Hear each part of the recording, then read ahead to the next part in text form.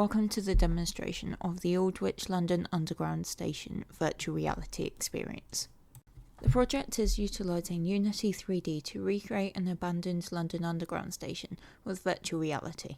The station has been modelled to be an empty station with trains passing through to simulate what the author saw on their site visit to Aldwych.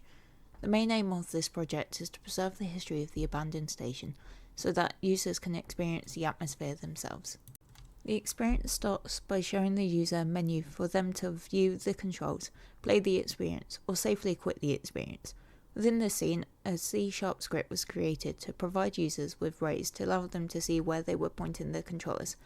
This also provides the users with the ability to interact with the menu buttons. The experience then properly starts by placing the user in the concourse over the 3 platforms of the station. The first thing that takes place is the observation of the area before moving towards one of our audio cues. These cues are placed within the environment and are easy to tell with the artwork depicting a pair of headphones and a bit of text saying "listen to me." To prevent any confusion, it got its name changed from Strand to Aldwych that we know of today. As the user is walking towards the Piccadilly line, they may notice some rubbish lying around the scene. This rubbish has a collider script attached to it that allows the user to kick the rubbish around the scene. In order for the collider to work, the can or rubbish needs to have a box collider, and the player needs to have a rigid body collider. We can also control the force of the collider as well as how far we want it to go. Service between Holborn Station and itself on the Piccadilly line up until its closure in 1994. Mind the gap. The Piccadilly line, where many of the features for this experience are first shown. The first feature that you are shown is the ability to hear the Mind the Gap voice when crossing over the yellow line. This is done in a similar method to our audio cues. There's a box trigger which mesh has been hidden, and it plays the Mind the Gap sound effect when the player has walked over the collider. There are also more cans lying around for the player to kick around.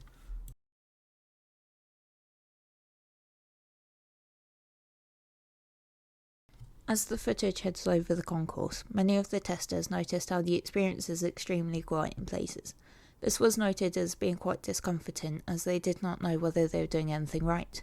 How this could be tackled in the future is that the experience can have some ambient sounds of people moving around and trains moving around to give it a more likeable experience for the user. Another note from the feedback was that the user seems extremely tiny in comparison to the station experience. This can be tackled in the future by making the player capsule a lot bigger so that the users do not feel as if they are so small in comparison to the rest of the experience and the station.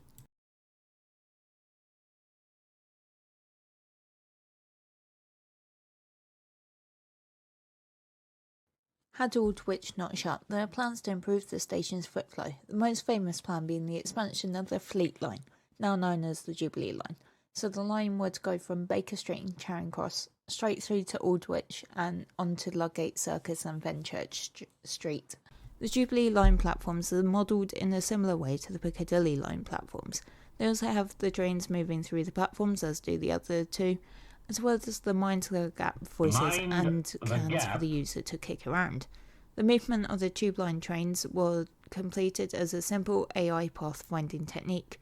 There are many waypoints located within the scene for each of the trains to be moving between, each waypoint unique from the other set of waypoints.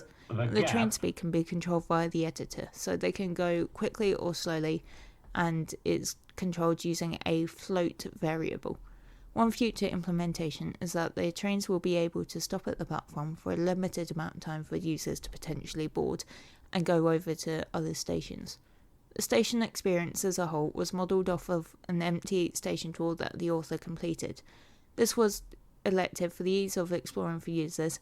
However, in future implementations, the station will be populated with AI characters moving around and boarding the various tube trains that are also coming through the station.